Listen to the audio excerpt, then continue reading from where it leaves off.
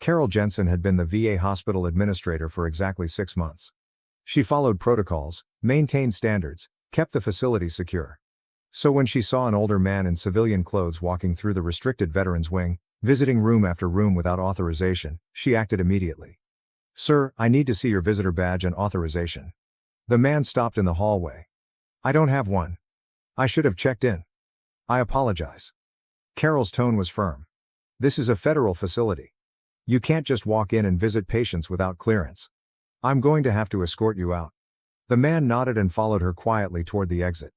Behind them, a door opened and a veteran in a wheelchair rolled into the hallway. "Hey, where are you taking the Duke?" Carol turned. "The who?" The veteran stared at her. "Lady, you're kicking John Wayne out of a veterans hospital." Carol Jensen had taken the administrator position at the Los Angeles VA hospital in January 1970. Before that, she'd worked in hospital administration in San Diego for 8 years. She was good at her job, organized, by the book, committed to maintaining the highest standards of care and security. The VA hospital had strict protocols. Visitors needed to check in at the front desk, show identification, get a badge, and have authorization from either the patient or medical staff. These weren't arbitrary rules, they protected vulnerable patients and maintained medical privacy. When Carol saw an older man on the security monitors walking through the third-floor veterans wing without a badge, she immediately checked the visitor log. No record of him checking in. No authorization on file. Just an unauthorized civilian wandering through a restricted area. She found him in the hallway outside room 347. "Sir, I need to see your visitor badge and authorization." The man turned. He was in his early 60s, wearing worn jeans, a faded work shirt and scuffed boots. He looked like somebody's grandfather. "I don't have one," he said. "I should have checked in downstairs. I apologize." His voice was calm, polite. No defensiveness. Just acknowledgement that he'd made a mistake. Carol softened slightly. At least he was being reasonable. This is a federal facility. For security and patient privacy, you can't just walk in and visit patients without proper clearance. "I'm going to have to escort you out." The man nodded. "I understand, I'll come with you." They started walking toward the elevator. The man didn't argue, didn't make excuses. Just followed her quietly. Behind them, a door opened, room 351. A veteran in a wheelchair, maybe 40 years old, rolled into the hallway. "Hey," he called out. "Where are you taking the Duke?" Carol stopped and turned. "Excuse me?" The veteran wheeled closer, looking between Carol and the older man. "Where are you taking him?" "Sir, this gentleman was visiting without authorization. I'm escorting him out of the building." The veteran stared at her. "Lady, do you know who that is?" "No, and it doesn't matter. He doesn't have clearance to be here." "That's John Wayne." Carol looked at the man she'd been escorting. Really looked at him. The face that had been on movie screens for 40 years. The man who had played soldiers, cowboys, war heroes. Her stomach dropped. "You're kicking John Wayne out of a veterans hospital," the veteran said, his voice rising. "The Duke has been visiting us for years. He comes here all the time." Other doors started opening.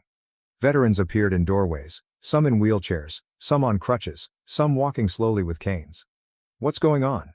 one asked. "She's throwing Wayne out," the first veteran said. John held up his hand. "It's fine, I should have followed the rules." "The hell it's fine," another veteran said, this one older, maybe 65. "Wayne, you've been visiting this hospital since before I got here. Tell her." John looked uncomfortable with the attention. "I visit when I can. But the administrator is right, I should have checked in properly." Carol stood there, feeling the weight of a dozen veterans' stares. She'd been doing her job, following the rules, protecting the patients. And she'd just ejected John Wayne. "Mr. Wayne," she said carefully, "I didn't know who you were." "That's because I don't advertise it," John said.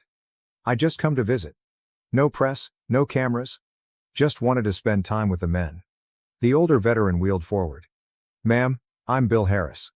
I've been at this hospital on and off for 3 years. Wayne has visited me maybe 20 times. Never once brought a camera. Never once made it about him. Just sits and talks. Listens. Makes you feel like somebody gives a damn." Carol looked at John. "You've been doing this for years?" "About 15 years, John said. Different hospitals. Whenever I'm in a city with a VA facility, I try to stop by. Without checking in, without authorization." John shifted his weight. "I know I should follow the procedures. Sometimes I walk in and start visiting, And I forget about the paperwork. That's on me. A Marine, Carol could tell by his tattoo, spoke up from a doorway. Lady, half the guys on this floor have been counting on Wayne's visits. He's been coming every few months for years. You think we get a lot of visitors? You think movie stars line up to spend time with broken down vets? Carol felt heat rising in her face. I was just following protocol. Protocol, the first veteran said bitterly. You want to talk about protocol? Wayne has spent more time with us than most of our own families. He sits with guys nobody else will sit with. Listens to stories nobody else wants to hear. And you're escorting him out because he forgot to sign a piece of paper? John stepped forward.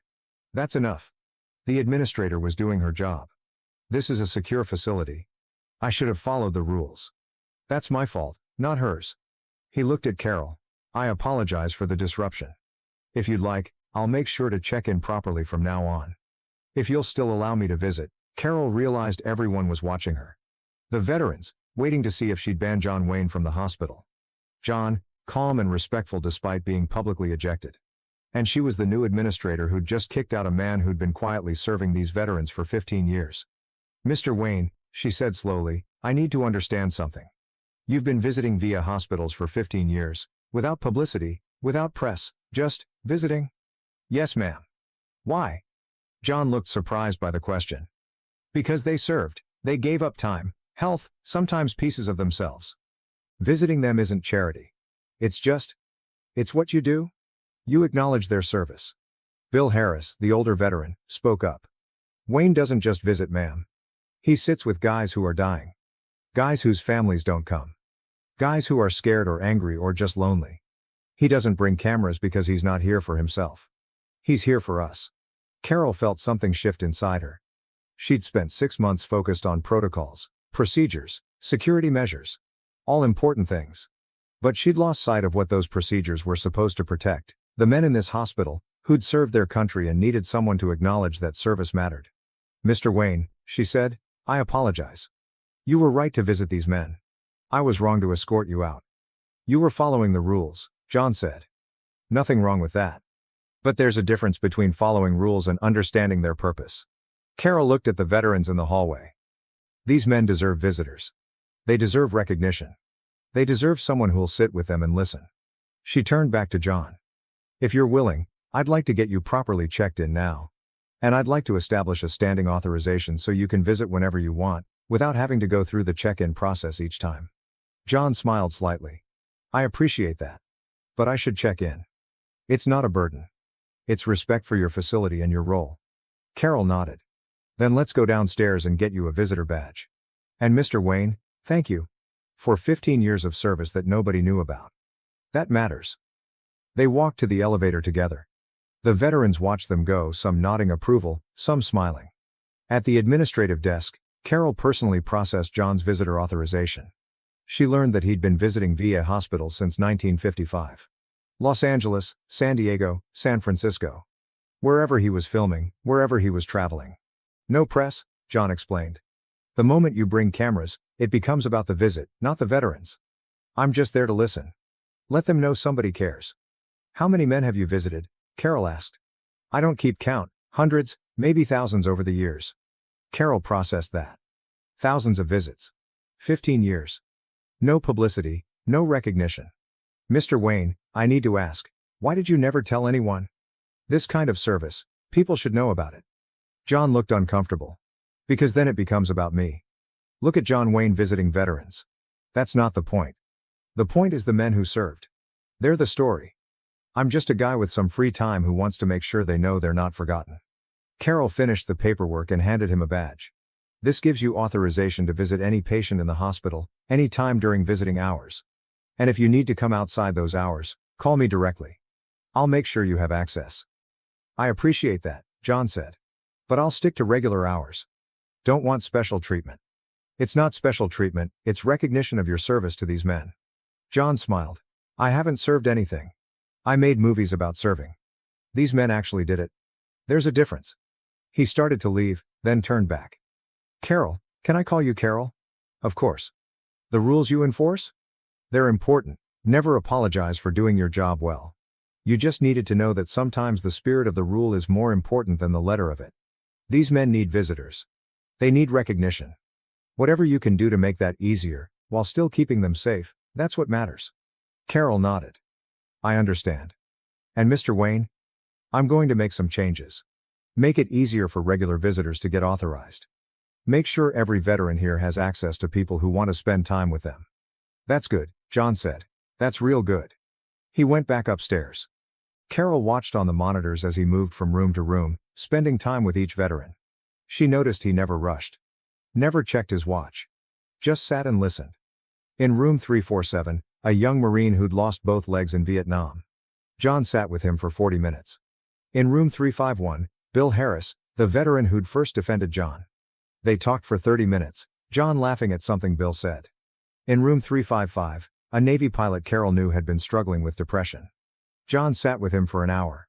It was almost 6 hours before John left the hospital. He checked out at the desk, returned his badge, thanked Carol again. After he left, Carol went upstairs to the veterans wing. She wanted to understand what John's visits had meant. She found Bill Harris in the common area, watching TV with 3 other veterans. Mr. Harris, she said, can I talk to you for a minute? Sure, ma'am. They sat in the corner of the room. I want to understand. What does it mean, when John Wayne visits? Bill thought for a moment. You know how sometimes you feel invisible? Like the world moved on without you? Like your service, your sacrifice, it all just faded away once you came home? Carol nodded. When Wayne visits, it's like somebody's saying, I see you, I remember. What you did matters. He doesn't pity us. Doesn't treat us like we're broken. Just treats us like men who serve their country. And he listens. Really listens. To the stories, the pain, the memories. Makes you feel like your experience matters. Bill looked at her directly. You asked why he does it without publicity. I think it's because he knows the moment it becomes public, it becomes about him. About John Wayne the movie star visiting veterans. But when it's quiet, when it's just him and us, it's about us. Our service. Our stories. That's a gift, ma'am. That's respect. Carol spent the rest of the evening thinking about what Bill had said. About protocols versus purpose. About recognition versus publicity. About service that nobody saw. The next day, she drafted new visitor guidelines. Made it easier for regular visitors to get authorized. Established a volunteer program for people who wanted to spend time with veterans who didn't get many visitors. Created a system that valued connection while maintaining security. 3 months later, John came back. He checked in properly, got his badge, spent 6 hours visiting. Did it all without fanfare. This time, Carol knew exactly who he was. And she made sure nothing interfered with his visits. Over the next several years, John Wayne continued visiting VA hospitals. Carol never told the press. Never publicized it. That wasn't what John wanted, and it wasn't what the veterans needed. When John Wayne died in 1979, the Los Angeles Fatha Hospital held a memorial service. Carol expected maybe 20 or 30 people. Over 200 veterans showed up. Men who'd been at the hospital during John's visits. Men who'd been discharged but remembered. Men who wanted to honor a man who'd honored them. Bill Harris spoke at the service. John Wayne never served in the military. He made movies about soldiers, but he wasn't one. But he understood something important. Service doesn't end when you come home. Recognition matters. Remembering matters. He gave us that. For 15 years, he walked into VA hospitals and reminded us that our service mattered. That we mattered. That somebody remembered? Carol spoke too. She told the story of the day she'd kicked John Wayne out of the hospital. How the veterans had defended him. How John had been gracious about the whole thing. How he'd taught her the difference between following rules and understanding their purpose. John Wayne taught me that administration isn't just about protocols, she said. It's about serving the people those protocols are supposed to protect. Every veteran who walks through these doors deserves recognition, deserves dignity, deserves someone who'll sit with them and listen. John gave us that example. The least we can do is follow it. After Carol left the VA hospital in 1985, she worked in veterans services for another 15 years. She always remembered John Wayne, not the movie star, but the man who'd spent 15 years quietly visiting veterans without publicity, without recognition, without asking for anything in return. She remembered the day she'd tried to kick him out. How he'd been gracious. How he'd followed her quietly. How he'd taken responsibility for not checking in properly. And she remembered what he'd taught her. Sometimes the most important service is the kind nobody sees. The quiet visits, the patient listening. The simple acknowledgement that someone's sacrifice mattered. John Wayne made hundreds of movies. But his real legacy, to the thousands of veterans he visited over 15 years, was simpler. He remembered them. He showed up. He listened. And sometimes, that's the greatest service of all.